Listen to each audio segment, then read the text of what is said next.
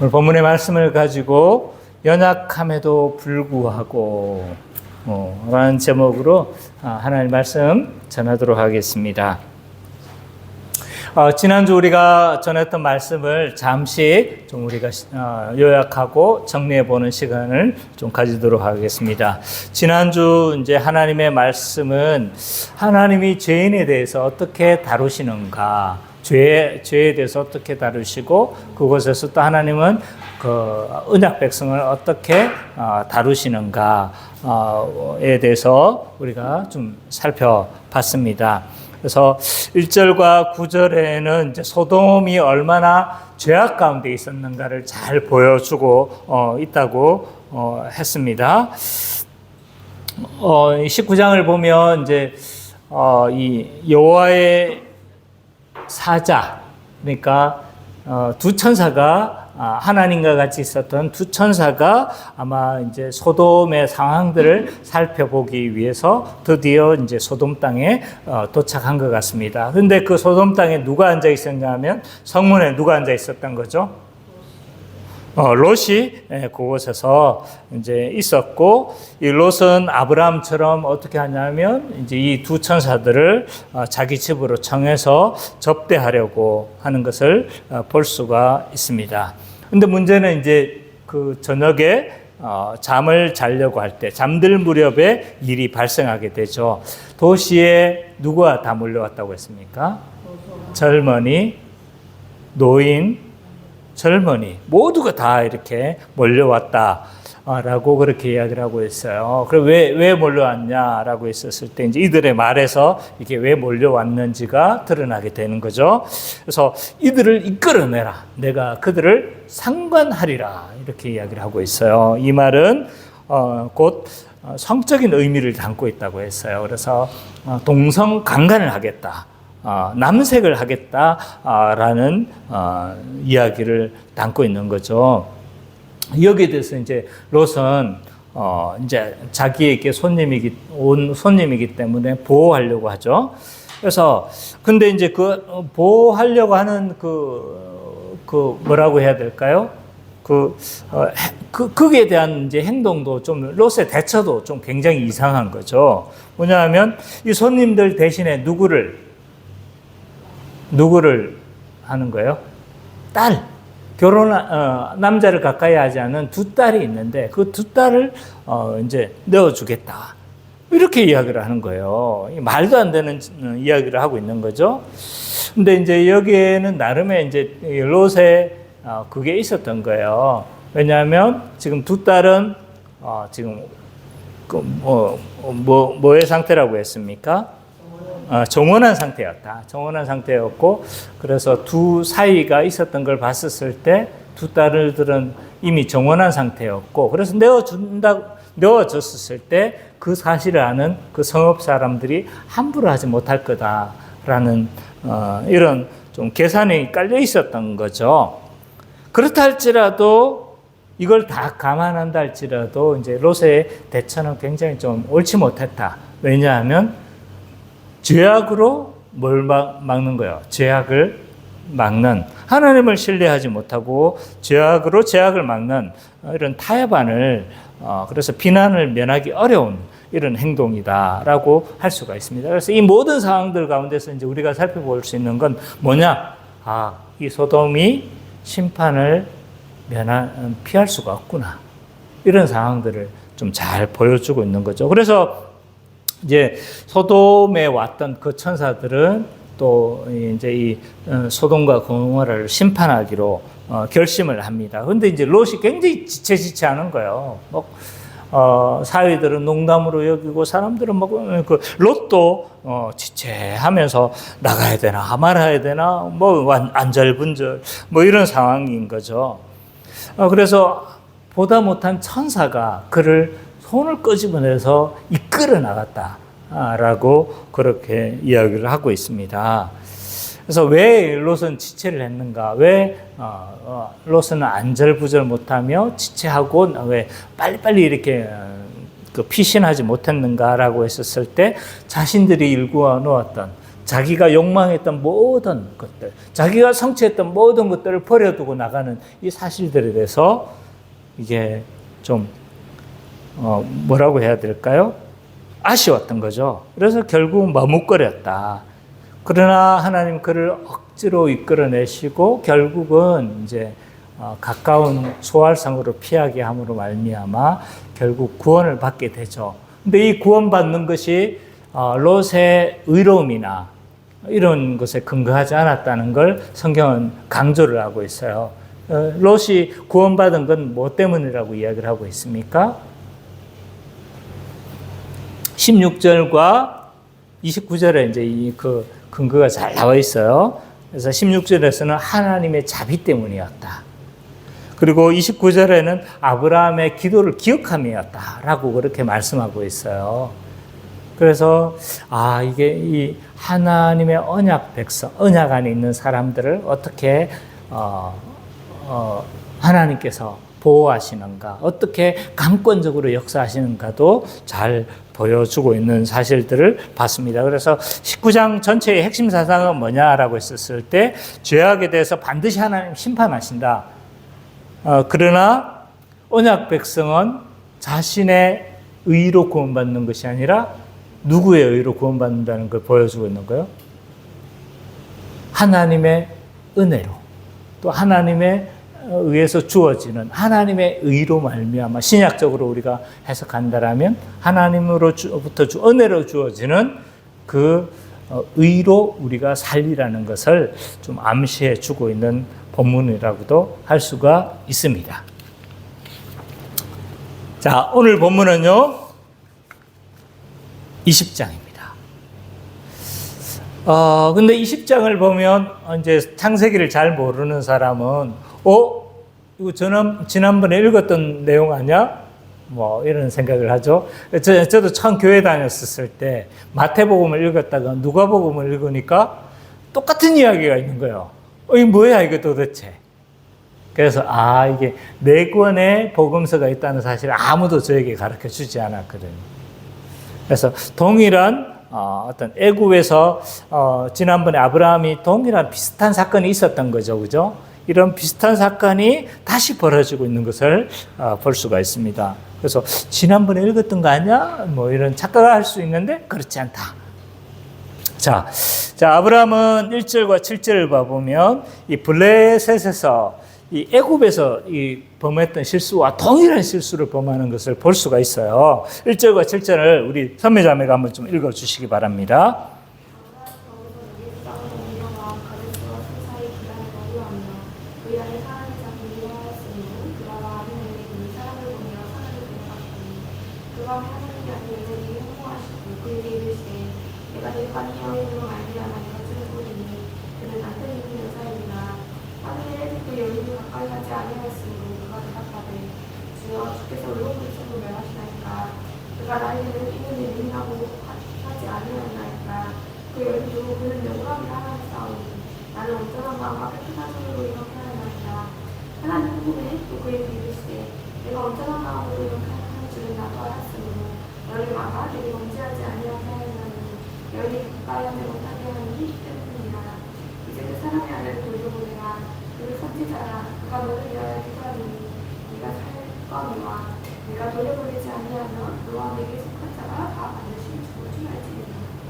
예. 오늘 1절과 7절을 보면 이제 1절에 보면 아브라함이 이제 그랄로 옮겨갔다는 걸 알 수가 있습니다. 이 그랄 땅은 어디냐면 이제 블레셋에 속한 성읍이에요. 블레셋에 속한 5개 성읍 중에 핵심 성읍 중에 하나입니다. 그래서 왜 이 그랄로 옮겨갔느냐라고 했었을 때 분명하지가 않아요. 본문에 이제 이렇게 앞에서 아브라함이 애굽으로 옮겨간 이유는 분명히 본문에서 드러나고 있어요. 그건 뭐였어요? 기근 때문이었어요. 기근이 들어서 그 당시 지중해의 빵창고라고 하는 어디로 갔냐면 애굽으로 갔던 거예요. 근데 지금 아브라함이 그랄 땅, 이 블레셋에 있는 그랄 땅으로 옮겨간 이유가 분명하지가 않아요. 성경에 언급이 없는 거예요. 근데 이제 우리는 대충 추측해 볼 수가 있는 거가 있어요. 뭐냐면 이제 유목민들이 어떻게 하는 거예요? 좀 이렇게 옮겨 다녀요. 자주 옮겨 다니고 이러는 것들 때문에 이후에 나중에 이제 그 족장들을 봐보면 누구예요? 요셉이 있었을 때 형제들이 어디까지 올라가요? 저 도단까지 올라간단 말이에요. 그러니까 굉장히 이렇게 돌아다니는 것을 근거지가 있지만 근거지 외에 이제 이렇게 가끔씩 이렇게 이제 돌아다니는 경우가 있었기 때문에 아마 이 특별한 언급이 없었기 때문에 유목문의 어떤 생활 방식 때문에 이쪽으로 잠시 이동했다는 것을 우리는 좀 알 수가 있습니다. 그런데 문제는 뭐냐면 이곳에서 아브라함이 실수를 하는 거예요. 그게 뭐예요? 다시 아내를 누구라 하라? 누이라 이렇게 속였던 거예요. 그래서 저하고 비슷한 생각을 가졌던 사람이 있는 거예요. 이 뭐냐면 이야기가 반복되잖아요. 반복되니까 이 문서 비평을 하는 사람들, 비평학을 이렇게 하시는 분들, 자유주의 신학자들이 이런 문서 비평을 해요. 그래서 이거는 이제 출처가 여기구나, 이건 출처가 여기구나, 이거는 하나님의 말씀이고, 이건 하나님의 말씀이 아니다. 뭐 이렇게 하는 사람들 가리켜서 이제 비평학을 하는 사람들이라고 다. 이 사람들은 나쁜 사람들이에요. 그냥 뭐 그런 사람들이 있구나. 이 정도는 알면 돼요. 어쨌든 이 비평하는 사람들은 뭐라고 생각하는 거예요? 이걸. 동일한 사건의 반복이다. 라고 그렇게 이야기를 하고 있습니다. 근데 12장의 기록과 동일한 사건을 다시 한번 반복하고 있는 거다라고 이렇게 주장을 하기도 합니다. 그러나 이것은 너무 신뢰할 수 없는 이야기입니다. 왜냐하면 지금 너무 다른 장소도 달라요. 장소도 다른 배경이고 그리고 상황도 다르고 지금 대처도 다 다르단 말이에요. 그러니까 이게 같은 사건을 가리키는 것이 아니다. 그래서 아브라함이 20년 전에 저질렀던 실수를 지금 또 뭐 하고 있는 거예요? 지금 다시 또 한 번 더 반복하고 있는 거다. 이렇게 보는 것이 더 타당한 사건입니다. 그래서 20년 전에 저질렀던 비슷한 실수를 지금 다시 하고 있다라고 보는 것이 너무 자연스럽다. 근데 문제는 뭐냐면 이제 이 아비멜렉이 사라를 애굽 왕처럼 뭐 하려고 했던 거예요? 아내로 삼으려고 했던 거예요. 이때 나이가 아브라함이 99세였으니까 좀 많이 어리다 치더라도 한 70세 뭐 이렇게 볼 수 있는 거죠. 이거 나이로 계산해 보면 이게 좀 이해가 아무리 그래도 이때 할머니인데 경수가 끊어진 상태였는데 이게 어떻게 가능하지? 뭐 이런 아무리 이뻤어도 그죠? 좀 이거 너무 과하지 않나? 뭐 이런 생각을 할 수가 있는 것 같아요. 그래서 좀 이걸 좀 합당하게 추정해 본다라면 이 아비멜렉이 사라의 미모에 반해서 이렇게 취하려고 했던 것보다는 아마 이 아브라함은 굉장히 유력한 족장이에요. 유력한 세력인 거죠. 왜냐하면 그가 거느렸던 사람만 해도 1000명이 넘어요. 그러니까 엄청난 재력가였다는 것을 알 수가 있어요. 이 당시에 뭐 몇 마리 소만 있어도 굉장히 부자란 말이에요. 근데 그가 이제 그 가족 안에 속했던 사람이 1000명이 넘었다는 걸 본다라면 소는 몇 마리가 되겠어요? 몇천 마리야 되지 않겠어요? 만 마리 정도 되는 거예요. 그러니까 웬만한 왕과 견줄만한 거예요. 오죽했으면 아브라함이 어떻게 했어요? 막 그 대제국이 왔는데 롯을 구하러 이렇게 구하러 가잖아요. 그러니까 엄청난 아브라함의 세력이 가지고 있었기 때문에 아마 정략 결혼한 걸로 봐야 된다. 그래서 이 정략 결혼을 해서 이 아브라함과 어떤 동맹을 맺으려고 한 것으로 좀 보는 것이 좀 자연스러워 보여집니다. 그래서 이때 하나님은요, 이 아비멜렉의 꿈에 나타나가지고 사라가 남편이 있는 여자임을 경고를 받습니다. 꿈에서 나타나는 거예요. 그래서 이 창세기에서 나타나는 이런 꿈들은요, 계시적인 성격을 많이 가지고 있어요. 나중에 이제 요셉이 막 꿈을 꾸잖아요. 막 그런 꿈들이나 이런 것들은 굉장히 계시적인 성격을 많이 가지고 있어요. 그래서 여기서도 이제 좀 하나님 말씀하시는 거죠. 그래서 남편이 있는 여자다라고 이야기를 해요. 그럼 당연히 아비멜렉은 뭐 합니까? 펄쩍 뛰는 겁니다. 펄쩍 뛰는. 뭐라고요? 막 왜냐하면 자기는 그냥 늦게까지 결혼 못한 이런 이렇게 표현은 어쨌든 그래 정략 결혼을 해가지고 이제 아브라함과 동맹을 맺으려고 했는데 이 아브라함의 아내일 줄은 꿈에도 생각 못했던 거예요. 그래 바짝 뛰는 겁니다. 그래서 자기 결백을 주장을 합니다. 그러니까 6절 7절에 보니까 사라를 되돌려 보지 않으면 넌 뭐다? 징벌을 당할 거다. 너만 죽을 게 아니고 너희 그랄 땅이 다 박살이 날 거야. 초토화시킬 거야. 이런 언급이에요. 그래서 아비멜렉은 굉장히 두려워합니다.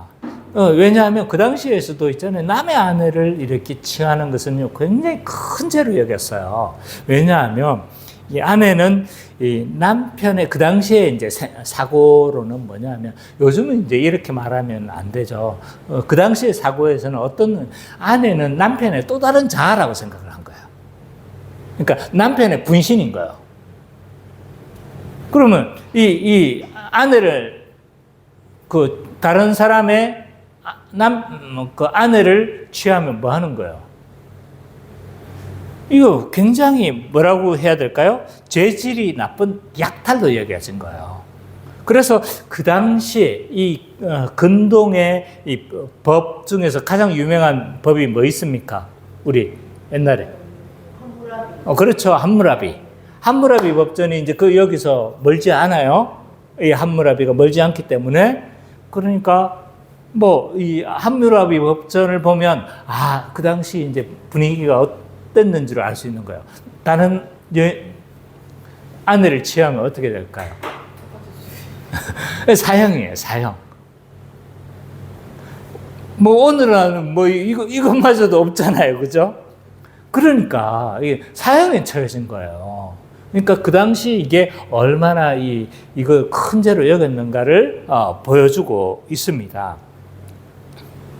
그러니까 이런 상황이니까 굉장히 이제 아비멜렉이 두려워했다는 것을 알 수가 있습니다. 그 뒤에 이제 얼마나 두려워했는가가 드러나오니까 그 뒤에서 그 두려워하는 장면을 좀 보도록 하고요. 어쨌든 그리고 또 7절에 보니까 하나님은 이 아브라함을 가리켜서 선지자라고 지칭을 해요. 아브라함이 선지자래요. 우리는 이거 그냥 넘기잖아요. 그죠? 근데 아브라함이 선지자래요. 선지자. 성경에서 최초로 선지자라고 지칭한 인물이 이 아브라함이에요. 그러니까 아브라함은 여러 그게 의미가 깊은 거죠. 그리고 선지자입니다. 선지자. 근데 보통 선지자는 직무가 뭐예요? 성민아? 선지자의 직무가 뭐지? 그죠. 하나님의 말씀을 선포하는 것이 보통 선지자의 직무예요. 기본적인 책무예요.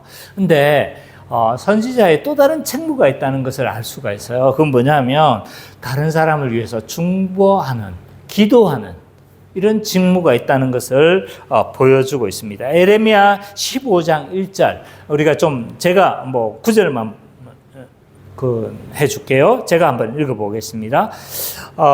여호와께서 내게 이르시되 모세와 사무엘이 내 앞에 섰다 할지라도 내 마음은 이 백성을 향할 수 없나니 그들을 내 앞에서 쫓아낼 거다라고 그렇게 언급을 하고 있어요.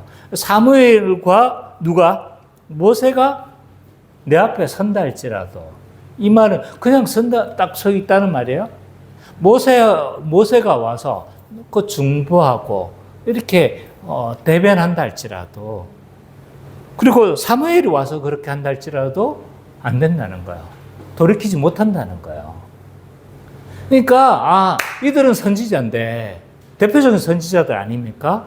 그러니까 이들이 와서 중보한다 할지라도 뭐 한다는 거예요? 안 된다는 거예요.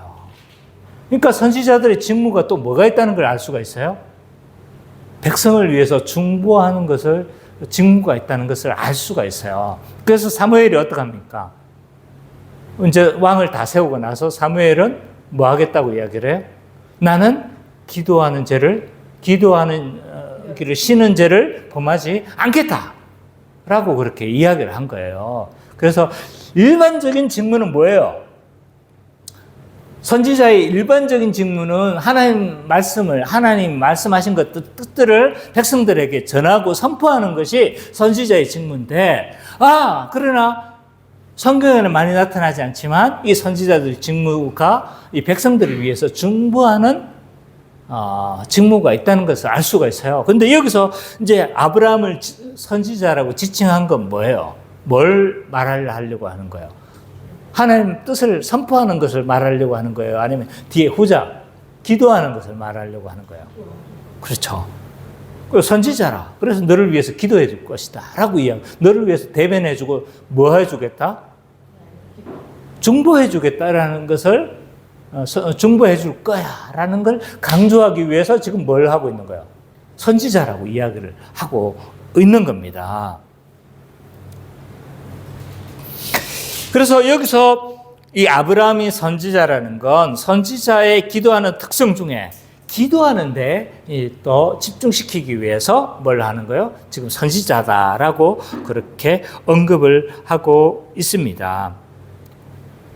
그래서 그가 너를 위해서 기도할 것이다 라고 그렇게 말을 하고 있습니다. 그래서 깜짝 놀란 아비멜렉이 뭐라고 이야기하냐면, 이 아브라함에게 발생한 여러 가지 어려움들과, 그리고 또 이 사라가 뭘 당했어요, 그죠? 수치를 당했잖아요, 그죠?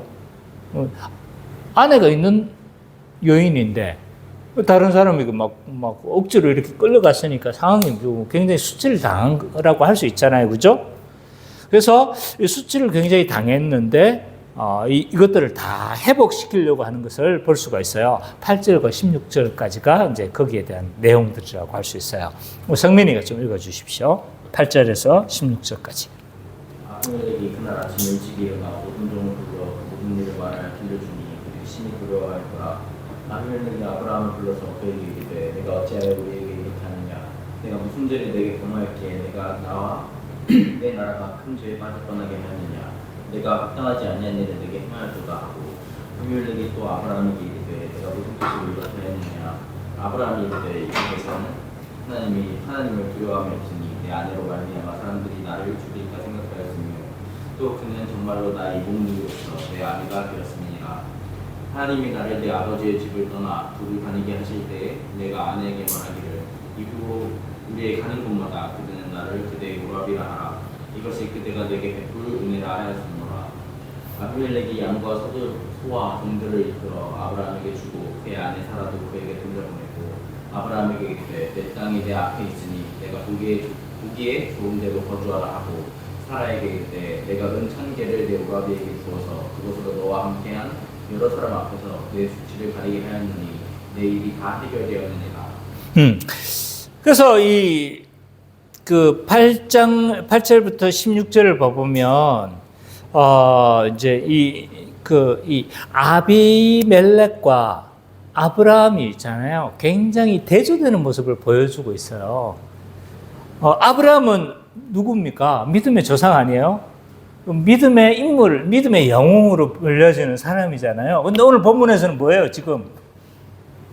굉장히 초라한 모습을 보여주고 있단 말이에요. 굉장히 불신앙적인 모습을 보여주고 있습니다. 그동안 아브라함은요, 믿음이, 이렇게까지 믿음이 있구나.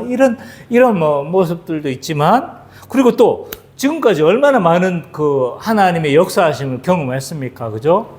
그래서 막 대제국이 쳐들어왔는데 그 제국을 막 가가지고 쫓아간 것도 대단하지만 하나님이 얼마나 이기게 하신 것들을 그 스스로 뭐 한 거예요? 다 목격했잖아요.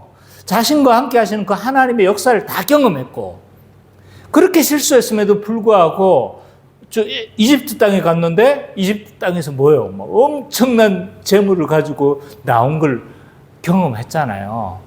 그 정도 되면 이제 뭐 아브라함은 굉장히 담대해야 돼요. 근데 지금 뭐 하는 거예요?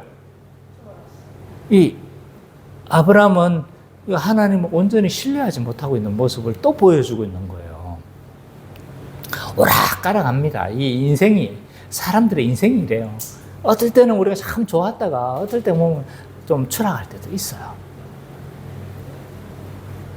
근데 이 아비멜렉의 모습을 우리가 좀 살펴볼 필요가 있어요. 근데 이 아비멜렉은요, 다음날 아침 일찍 정신을 차리면 어떻게 하는 거예요?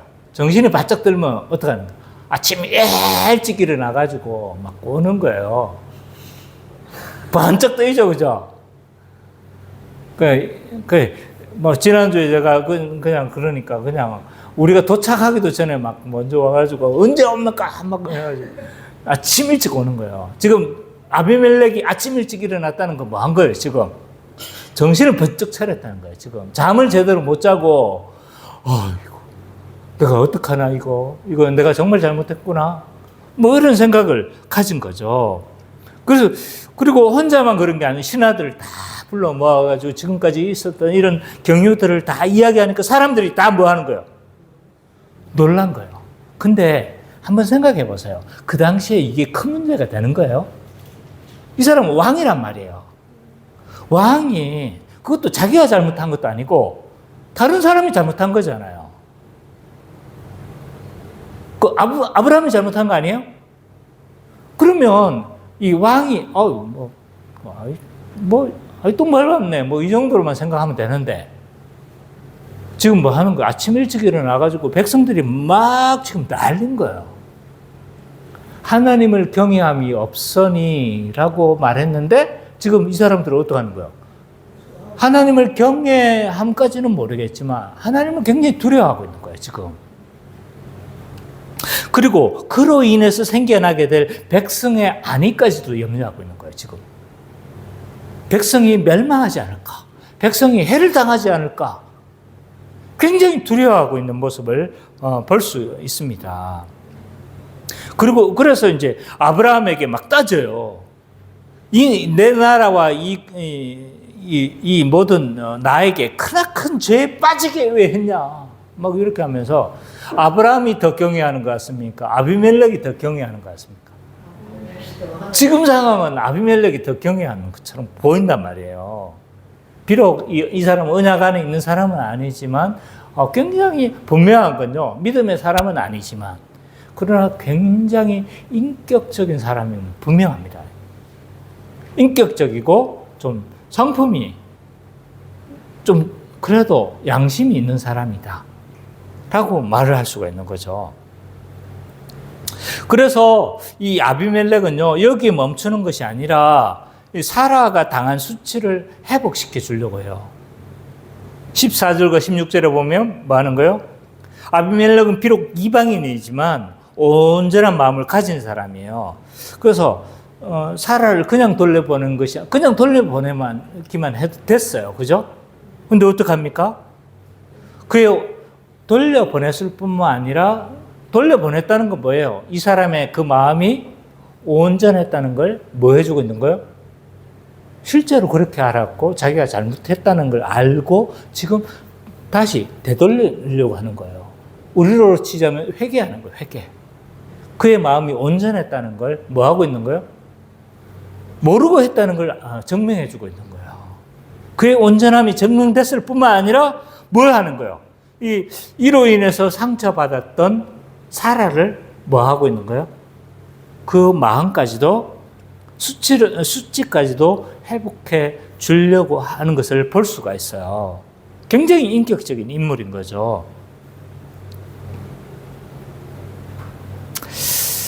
그래서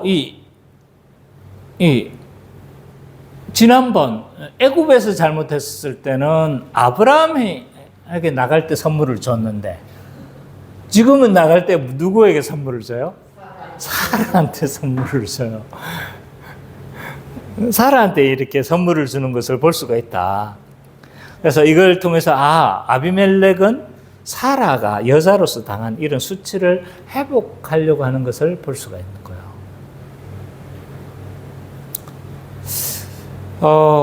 이런 모든 상황에서 이 아브라함은 굉장히 좀 믿음이 없고 아비멜렉은 굉장히 인격적인 사람이구나 이런 상황을 볼 수가 있죠. 그러면 이쯤 되면 하나님은 이 아브라함을 어떻게 대하시나, 이 아브라함에 대해서 어떻게 처분하시나 이런 궁금증이 생기잖아요. 그게 17절, 18절에 나와 있어요. 우리 은찬이가 좀 읽어주세요. 17절, 18절.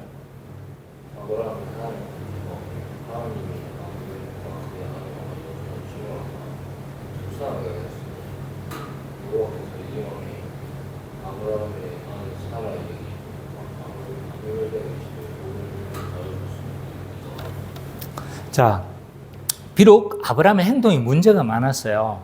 그죠? 불신앙의 모습이 크죠? 또 뭐냐면 가중처벌을 받아야 돼요. 왜?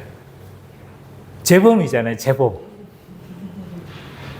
재범이니까 가중처벌을 받아야 되는데 그러면 이 아브라함을 막 그건 하지는 못한다 할지라도 아브라함을 어떻게 보면 기도하는 것에 대해서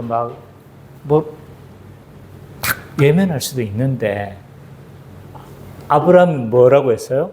선지자라고 했잖아요. 그럼 선지자로서 기도하니까 어떻게 되는 거예요? 그대로 응답해 주시는 거예요. 기도한 것으로 인해서 뭐 하는 거예요? 태의 문을 다 열어주는 겁니다. 그래서 이 막혔던 태의 문도 열어주고, 그래서 여기에 출산을 다 하도록 이렇게 열어줍니다. 그래서 이런 선지자적 사명을 어떻게 보면 아브라함에 뭘 세워주는 거예요? 최신을 세워주는 거죠. 그리고 그가 누렸던 그런 아브라함의 언약적 지위를 뭐 하는 거예요, 지금?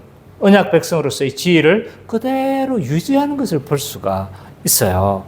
그래서 오늘 본문 전체에서 드러나는 핵심 사상은 뭐냐면 하나님은 언약 백성의 연약함에도 불구하고 뭐 한다는 거예요. 계속적으로 하나님은 언약 백성을 사랑하시고 그의 지위들을 유지한다는 것을 좀 알 수가 있습니다. 자, 그럼 오늘 이 본문을 통해서 신약적으로 이 본문을 우리가 그러면 어떻게 이해해야 되냐? 몇 가지 사항들을 우리가 좀 살펴볼 필요가 있습니다.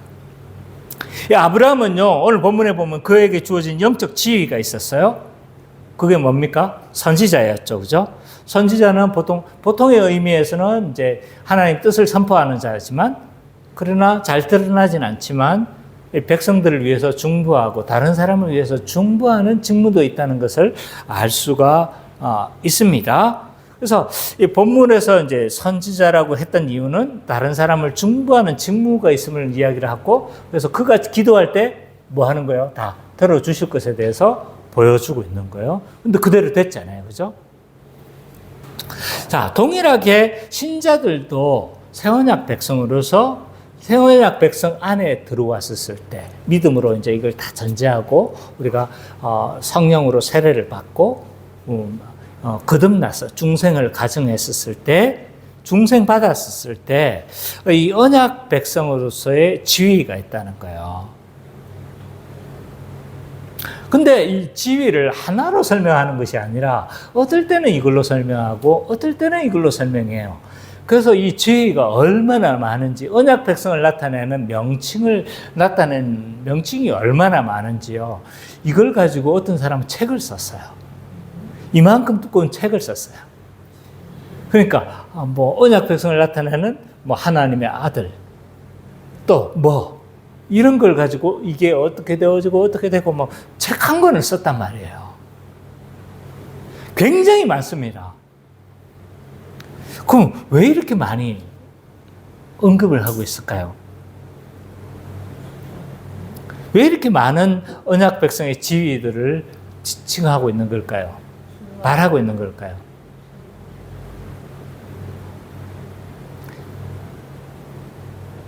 자, 이렇게 언약 백성을 지칭하는 지위들이 많다는 건요, 하나님이 우리에게 베푸신 은혜들이 많다는 것을 의미해요. 왜냐하면 그 하나하나 지칭하는 것들이 강조하는 게 다 다르잖아요. 그죠? 맞죠? 강조하는 게 다 다르고 그 지위를 말하려고 하는 부분들이 다 의미하는 바가 다 다른 거예요. 그러니까 이런 다양한 지위를 통해서 어떻게 하는 거예요? 아, 우리가 받은 은혜가 얼마나 풍성한가를 드러내려고 하는 거죠. 그래서 이런 여러 가지 언약 백성을 지칭하는 지위들을 하는 것들이 용어가 많다는 것은 그만큼 이런 강조하는 측면이 다양하다는 것을 보여주고 있습니다. 그래서 이런 성경의 많은 표현들은요, 그냥 한 게 아니에요. 다 모든 성경의 말씀은 뭐 한 거다? 하나님의 감동을 받아 기록된 거예요. 그렇기 때문에 하나하나 그냥 쓸데없이 기록된 것이 없다는 거예요.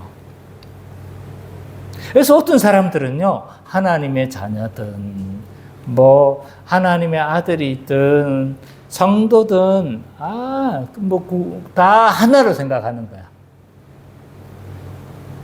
이게 각각의 다른 표현을 통해서 다 강조하려고 하는 것을 다 다른 걸 그 하나님의 은혜가 얼마나 풍성한 것을 보여주려고 했는데 하나님의 아들이든 성도든 구분이 안 되는 거야.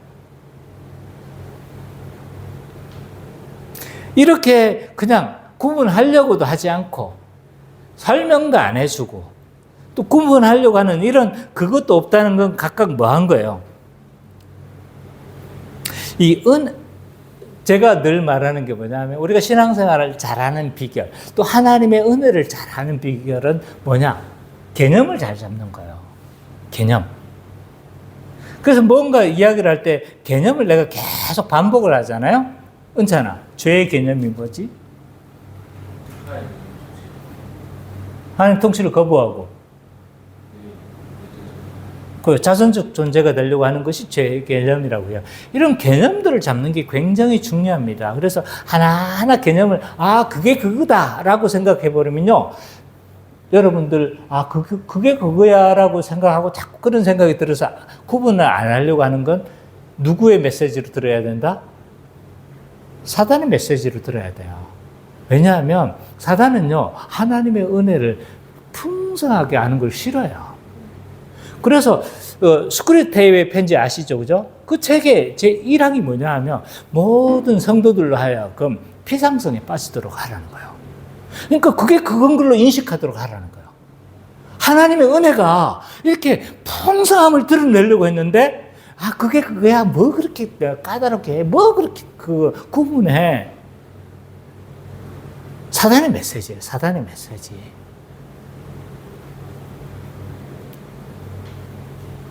그래서 내가 이렇게 다 구분하지 못한다는 건 하나님의 은혜에 대해서 내가 지금 뭐 하지 못한다는 거예요? 은혜를 풍성하게 알지 못한다는 거고, 지금 사단의 메시지에 빠져 있다는 거고, 이런 거죠. 그래서 개념을 잘 잡아야 된다. 그러면 하나님이 우리에게 주신 그 신자의 지위는 뭐냐? 몇 가지만 제가 언급해 볼게요. 그 중에 대표적인 게 뭐예요? 우리가 하나님의 아들인 거죠. 하나님의 아들.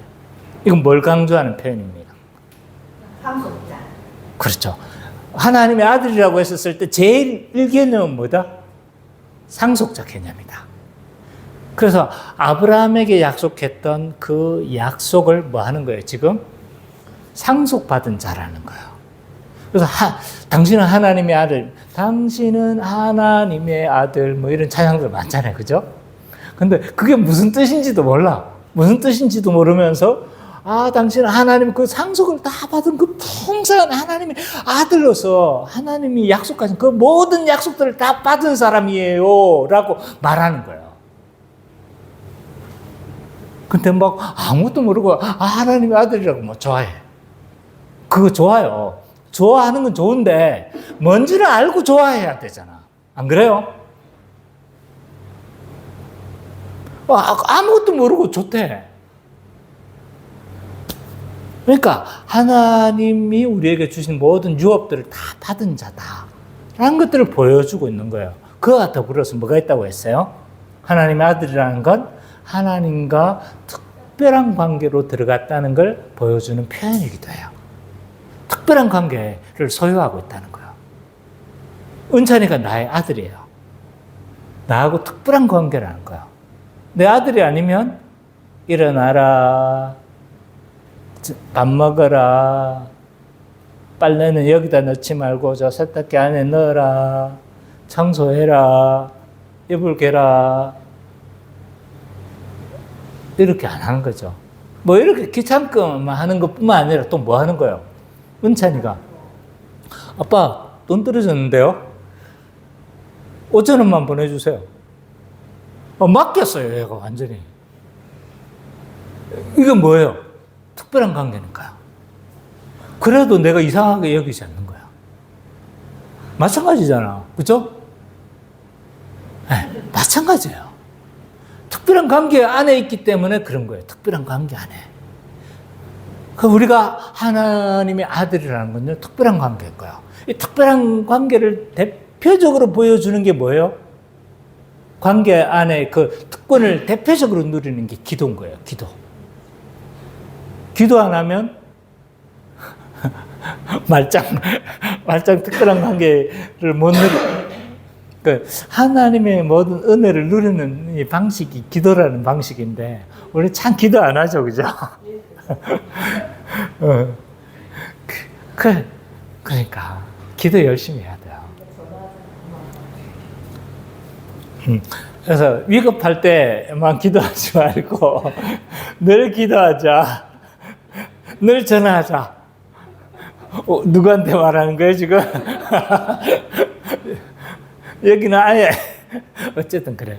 우리가 이런 언약 관계 안에 특별한 관계를 우리가 좀 많이 누렸으면 좋겠다, 이런 생각이 듭니다. 우리 모두에게 하는 말이에요. 자, 그 다음에 이제 또 다른 지위가 있는데 성도라는 지위예요. 성도. 이 용어가 특별한 이 용어의 의미는 뭐예요? 거룩한 물이라는 뜻이죠, 그죠? 그러니까 이 성도라는 건 우리 신자가 어떤 영적 상태에 처해져 있다는 것들을 잘 보여주는 표현들이에요. 거룩한 사람들. 그래서 주 은찬 성도님 이렇게 하는 건 뭐예요? 천주교의 표현을 들자면 세인트. 앞에 세인트 성 어거스틴. 성 뭐예요?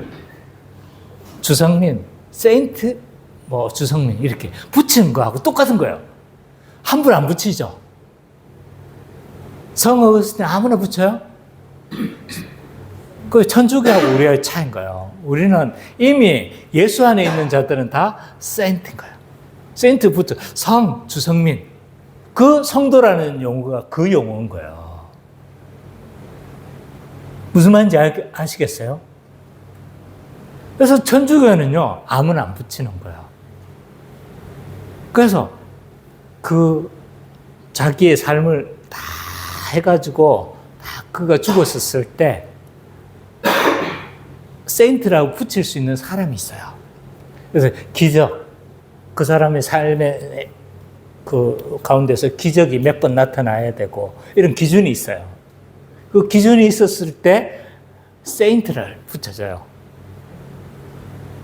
근데 예수 안에 있는 자는요, 예수 안에 들어온 자는 이미 세인트가 된 거예요.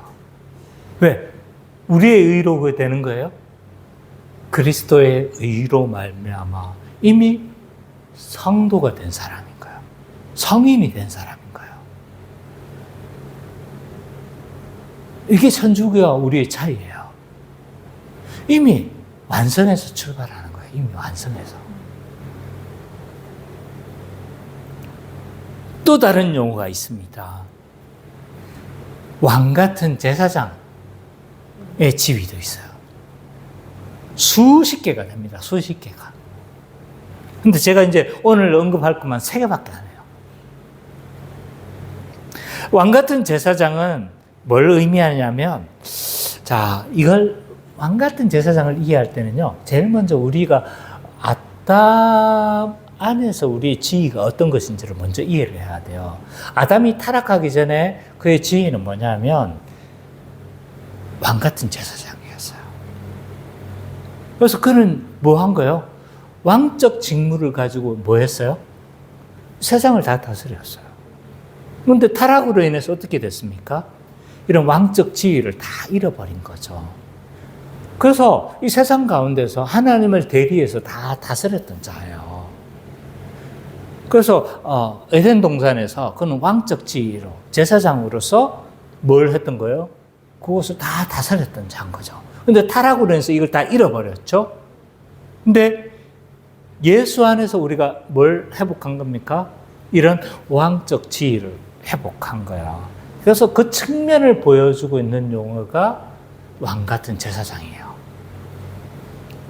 그럼 이 왕 같은 제사장이 뭘 의미하냐라고 했었을 때 문법에 따라 2가지 해석이 가능해요. 하나는 뭐냐면 왕실에 속한 제사장이다. 이렇게 해석 가능해요. 또 하나는 뭐냐면 왕급의 제사장. 왕급 제사장인 거야. 근데 어떤 게 더 맞는 것 같아요? 왕급의 제사장. 그렇죠. 이 베드로 서신에서 이렇게 나온 표현이죠. 그죠? 그러니까 그 문맥을 봤었을 때 왕급의 제사장을 의미하는 표현이라고 할 수 있어요. 그러니까 왕실에 속한, 왕실에 속한 건 로얄 패밀리라고 할 수 있는데, 로얄 패밀리 하면 우리 굉장히 그거잖아요. 근데 그게 아닌 거예요, 우리는. 왕급인 거예요, 왕급. 그러니까 우리가 얼마나 존귀한 위치에 처해 있는가, 예수 안에서의 다 존귀한 위치에 처해 있는가를 알 수가 있는 거죠. 자, 용어 하나하나 구분하니까 어때요? 우리에게 주신 은혜들이 굉장히 다양하게 표현된다는 걸 알 수가 있죠. 그죠? 하나님께서 예수 안에서 어떤 은혜를 허락했는가가 굉장히 우리가 풍성하게 이해할 수가 있어요. 근데 그게 그거다. 이렇게 이해를 하면 뭐가 되는 거예요? 사단의 메시지다. 이렇게 이해. 구분 안 하려고 하는 건 뭐다? 사탄에 내가 휘둘리고 있다. 이렇게 이해하시면 됩니다. 제가 세게 말하죠. 그죠?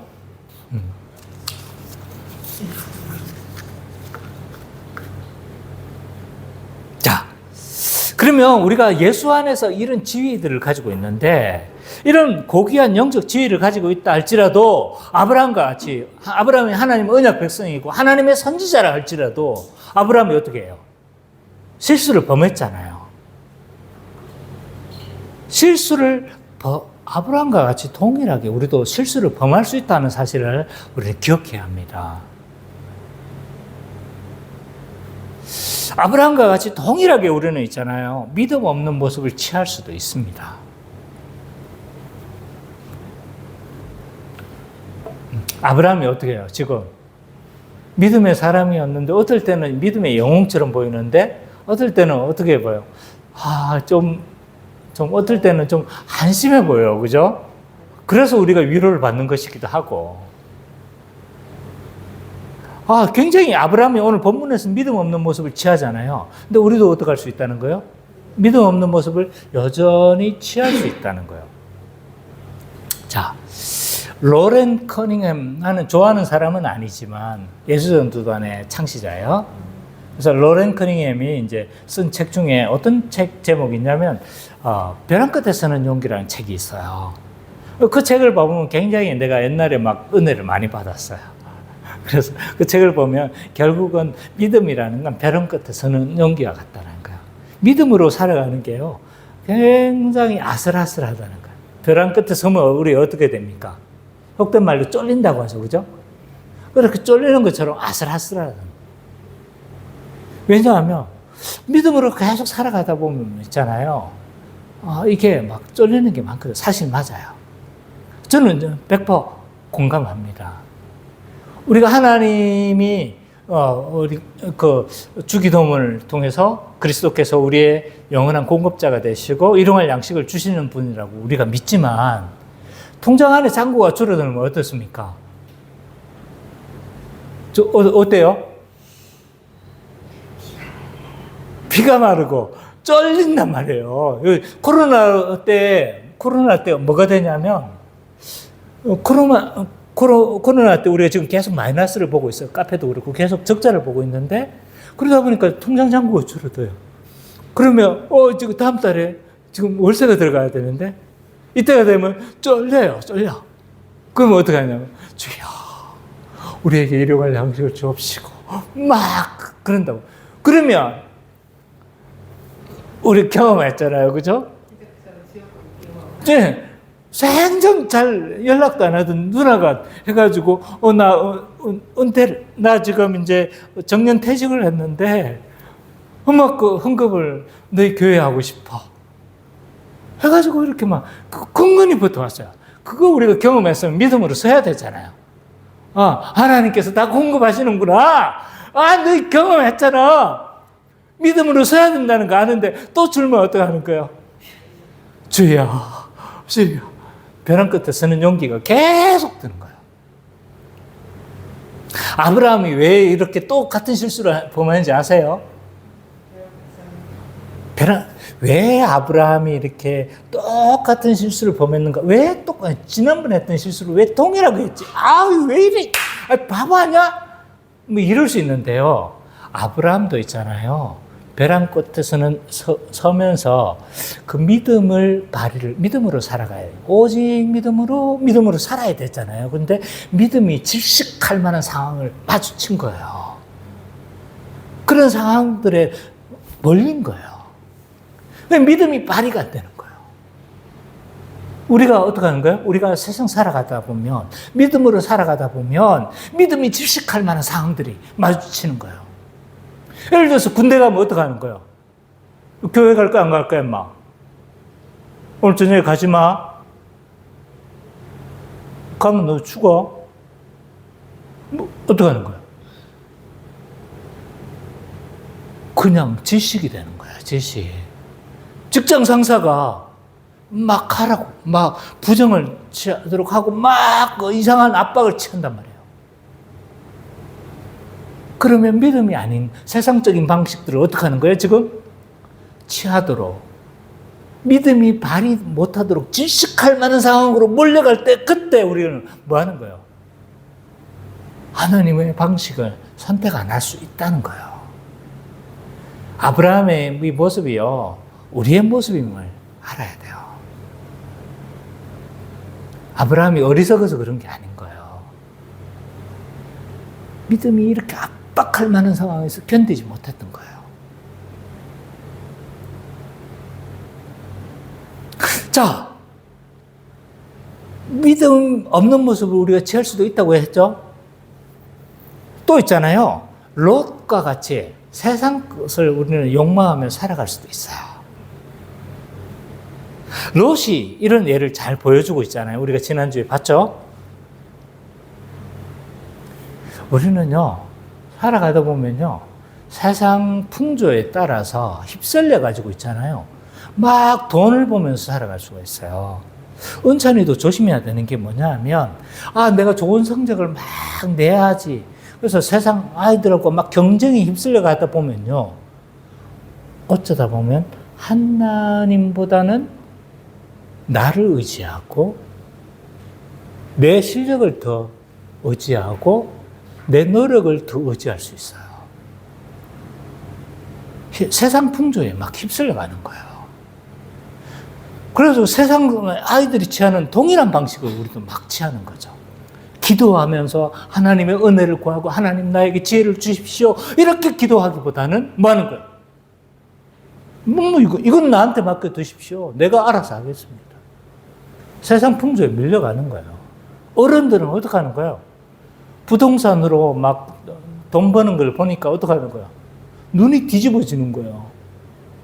그 세상 풍조에 막 휩쓸려 가지고 뭐 할 수 있습니까? 세상을 욕망하면서 그렇게 살아갈 수 있어요. 하다 보면요, 내가 세상인지 세상이 나인지. 그러니까 뭐 엄청나게 녹과 같이 그렇게 있잖아요. 성공한 위치에서 이걸 버리지 못하는 그 시점에도 우리는 설 수 있는 거죠. 그래서 어떤 상황이 되냐면요, 이래요. 이건 좀 양해를 구하겠지만, 얼마 전에 오송에서 그 지하 통로에서 사고가 났어요. 물이 막 한꺼번에 확 들어오잖아요. 빠르긴 빨랐어요. 근데 왜 사람들이 왜 그쪽에서 막 그렇게 사고를 당할까 싶죠? 왜 그런지 아세요? 우리 생각에는 빨리 그런 상황들이 차를 버려두고 막 빠져나오면 될 것 같잖아요. 근데 그 순간을 뭘 포기를 못하냐면 차를 포기를 못한대요. 그래서 사고를 당한대요, 사람들이. 왜냐하면 몇 천만 원 되잖아요. 이걸 포기를 못하는 거예요. 어떻게 해서든 차를 몰고 해가지고 빠져나가고 싶은 거예요. 근데 나중에는 이제 엔진이 꺼져버리는 거예요. 근데 밀고 나갈 때는 이미 늦은 거예요. 안 들려. 그래서 나갈 타이밍을 잊어버리는 거예요. 왜?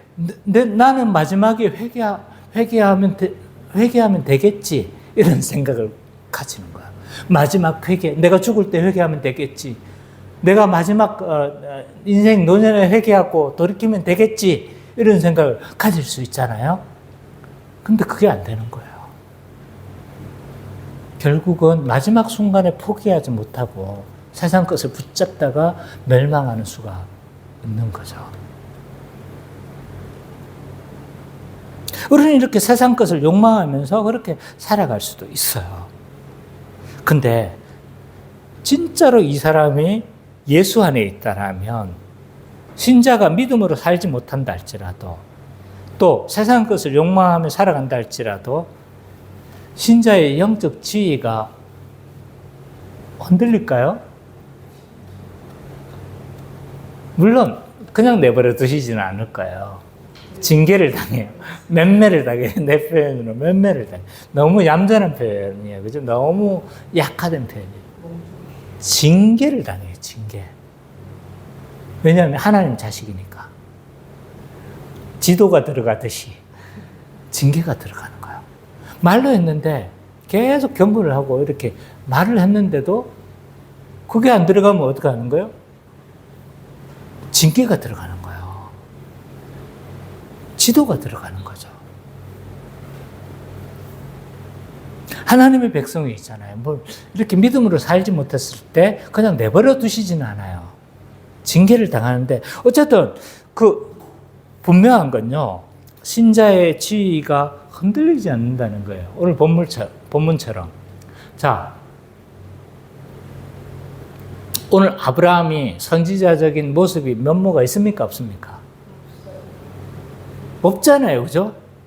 모습도 없는데 선지자로서 인정할 뿐만 아니라 또 그의 기도를 어떻게 한 거예요? 응답하시잖아요. 그죠? 마찬가지예요. 우리가 예수 안에 있는 지위는요, 흔들리지가 않아요. 그럼 이런 생각 할 수 있어요. 그러면 흔들리지 않으면 구원은 이미 따놓은 거니까 계속 마음껏 죄를 지을 수 있지 않겠습니까? 그럼 죄를 짓자. 이렇게 할 수 있지 않습니까?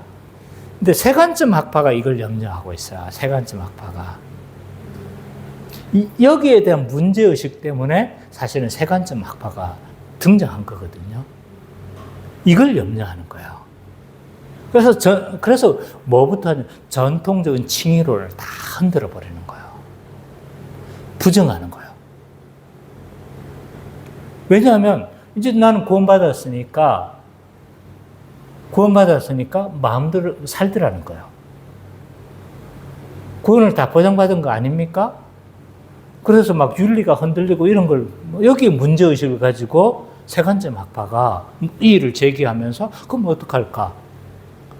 전통적인 칭의론을 흔들어버리고 다시 어디로 들어가요? 천주교적인 칭의론으로 돌아간 거예요. 어떻게 해야 되는 거예요? 우리는 어떻게 해야 될까요? 저는 신자가 이렇게 삶이 흔들려지고 그럼 마음껏 살자. 이런 문제는 왜 생겼는가라고 했었을 때 저는 문제가 칭의론에 문제가 있다고 생각지 않는 거예요.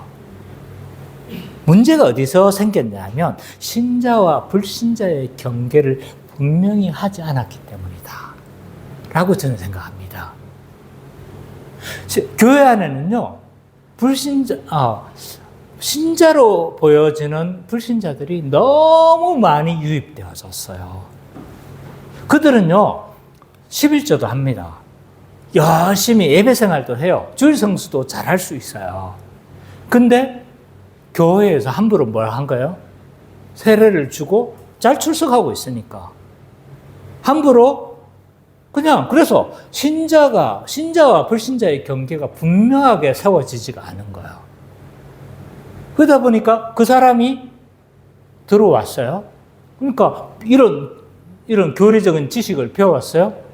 예수 믿으면 영원히 그걸 다 보장받았어요. 그죠? 다 안 거예요? 그럼 죄를 지으면 용서받겠네? 네, 편하게 죄를 짓는 겁니다. 그 본성대로. 문제는요, 이 경계를 분명히 하지 않은 것에서 발생한 것이지 전통적인 칭의론에서 문제가 생긴 건 아니다. 신자는 어떻게 반응할까요, 그럼?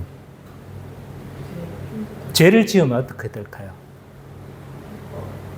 계속 그걸 알고도 그 마음이 편할 리가 없어요.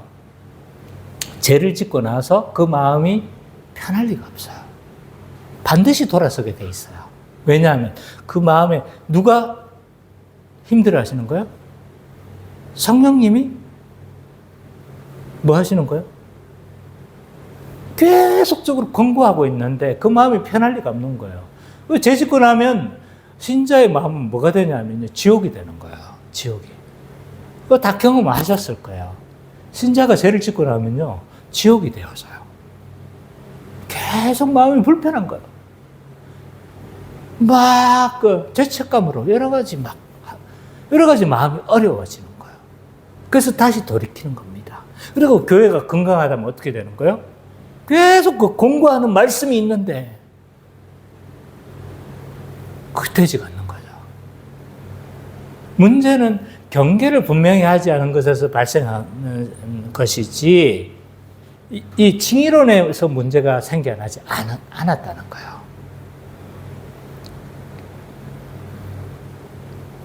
그래서 신자와 이런 모든 이런 그리스도의 사역의 완전성 때문에 우리의 그 지위가 우리가 구원받은 게 우리의 근거로 받은 게 아닌 거잖아요.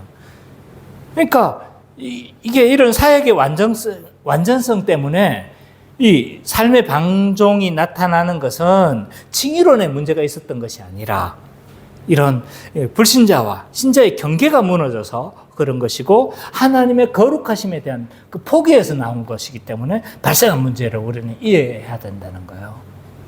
그렇게 오늘 본문의 말씀처럼 우리는 전통적인 그 입장을 고수해야 돼요. 견지해야 돼요. 우리의 그건 흔들리지 않습니다. 우리가 신자의 견인을 확신할 수 있는 이유가 뭡니까?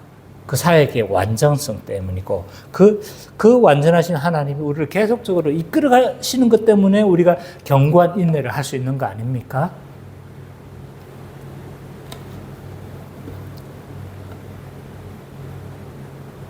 그래서 이 신자의 구원의 토대가 십자가의 은혜에 기반한 것이기 때문에 이 은혜의 견고한 토대 위에 우리의 믿음을 세우는 우리 기쁨의 교회 모든 성도님 되시기를 간절히 축원합니다.